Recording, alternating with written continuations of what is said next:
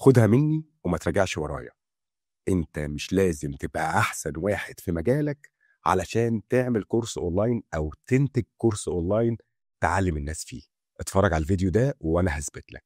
اللي بيكسب يا صديقي مش الاشطر، اللي بيكسب هو اللي الناس فهمته وارتاحت له. مش لازم تبقى موسوعة ماشية على الأرض، بس لازم تبقى واضح وبسيط وبتتكلم بلغة الناس. تعال شوف اللي بيحصل في الحقيقة. خبير كبير أو أستاذ جامعة كبير بيشرح بس مصطلحات معقدة، الناس بتخش تتفرج وتسمع وبيخرجوا مش فاهمين أي حاجة. وفي واحد تاني أقل خبرة منه بكتير بس بيشرح لك كأنه صاحبك قاعد معاك على القهوة، بيديك خطوات واضحة مش مجرد معلومات فوق دماغك وخلاص. والنتيجة إن الناس بتشتري منه وبتكمل معاه. دراسة من سينكفيك بتقول إن أعلى الكورسات تقييما مش اللي فيها معلومات أكتر، بس اللي فيها بساطة وتسلسل وشرح واضح. وإن معدل إكمال الناس للكورسات دي بيزيد بنسبة 68% كل ما كان الأسلوب بتاعها بسيط وواضح أكتر. طيب تعمل إيه؟ واحد، لازم تركز على مهارة التبسيط بتاع المعلومة